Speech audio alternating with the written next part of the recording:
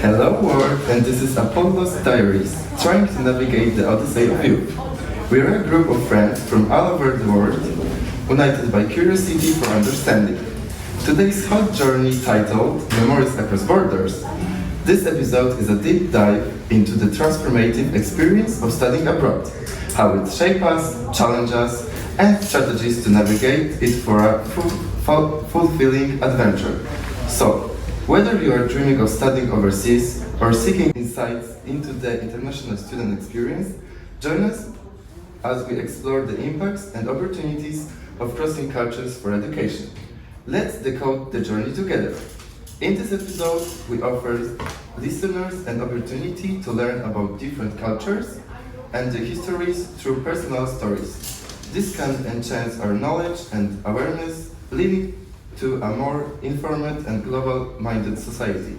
For this, we host our two guests, Rahi, who did her master in Czech Republic, and Gabriel, who volunteered in Finland. Hi Rahi and Gabriel. Why did you choose to go abroad? Do you want to start, Gabriel? Okay, perfect.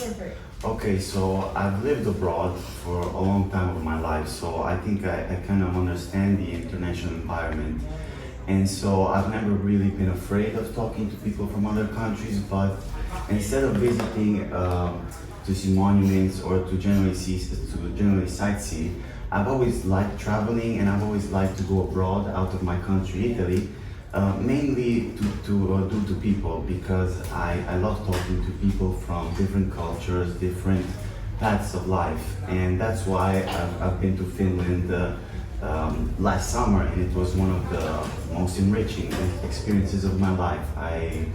I lived in a house full of people that were completely different than me, and I have to say that it really inspired me to continue my life in a different way. And so it really inspired me to become a better person and I can see my future in a better way, in a different path. Interesting. So, hi everybody from my side.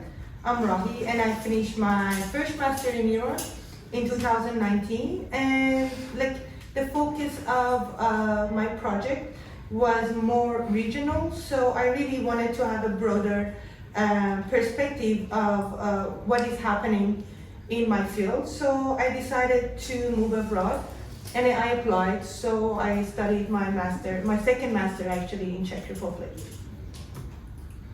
Thank you for that. So, what was significantly different from your hometown?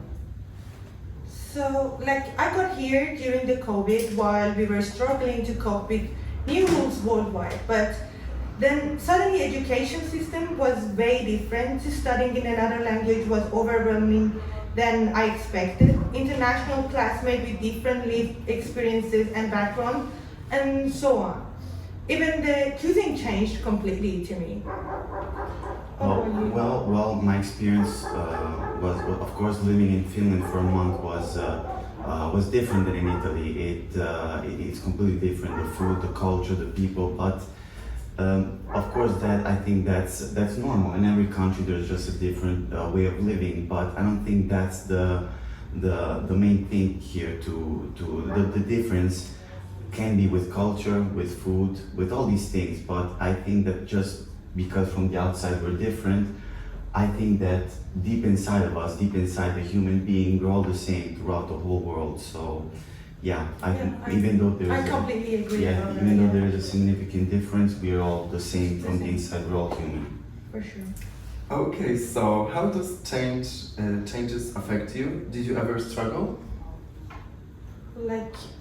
In the beginning, it was really interesting, discovering new dimensions, but I would say that after some time, you feel something is missing. You start searching for familiar faces, tones, spices, something you can relate to. What about you? Well, I think this very much depends from person per person.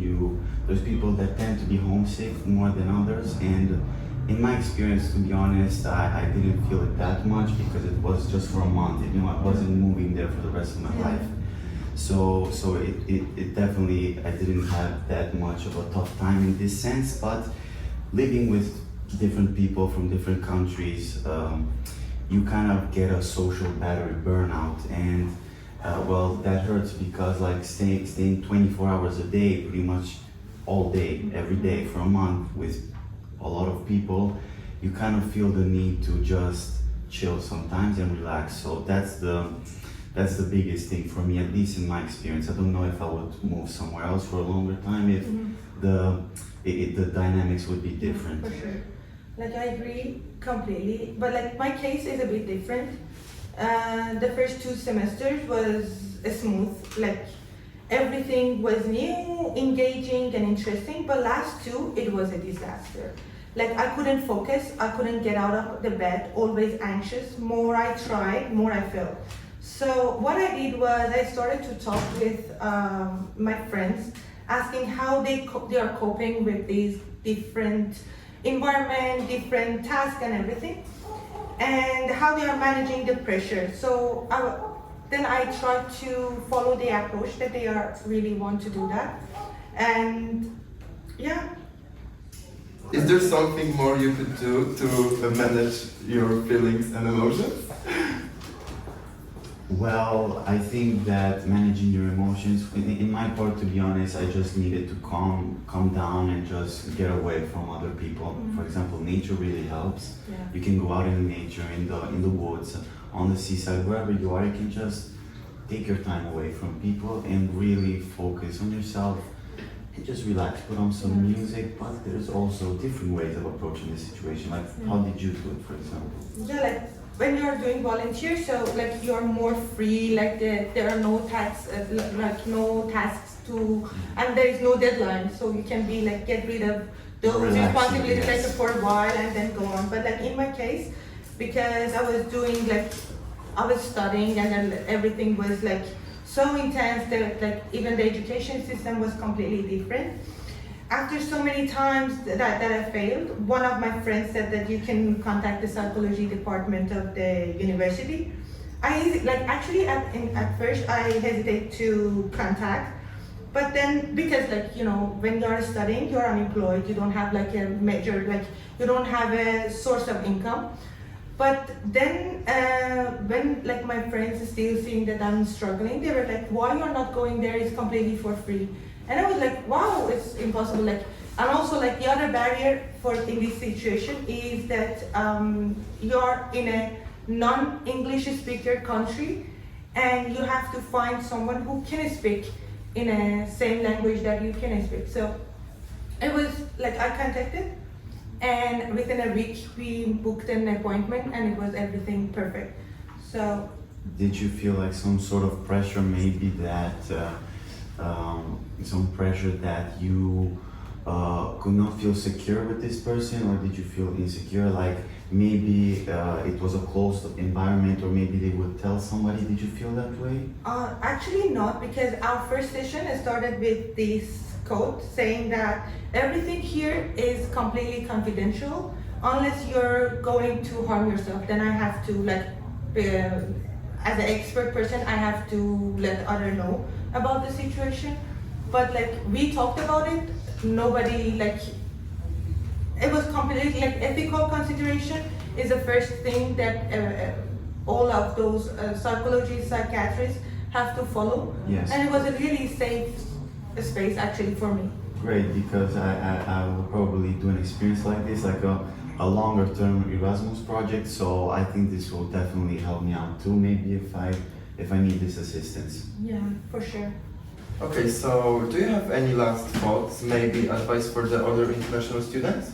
Like I might say that beside all those dark days that we all experience as international students, we also have it has a good side as well, that we meet new people, we try new cuisine, we hang out with those that we even in our dream we never knew that we're gonna meet them, and share our thoughts and our experience. We can go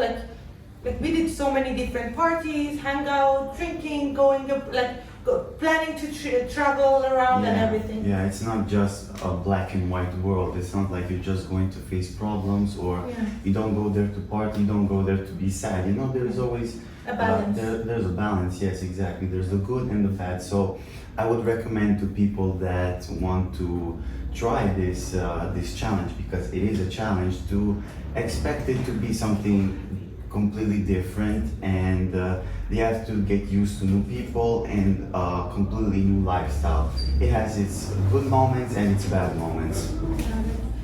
I guess before moving to another country, the important part is to be aware of what is happening, what's gonna happen, and then by being aware of what is happening, then nothing gonna like shock us about like why Yes, this exactly. happened. Be like, prepared. Yes, we are- exactly. We are prepared. In conclusion, the podcast wraps up the enriching experience of our guests in volunteering and studying abroad. However, the main concern of this episode is the significance of addressing the mental health concerns of youngsters in their time far from home. This unique experience can be both enriching and challenging, as it exposed them to the new cultures, environments, and responsibilities.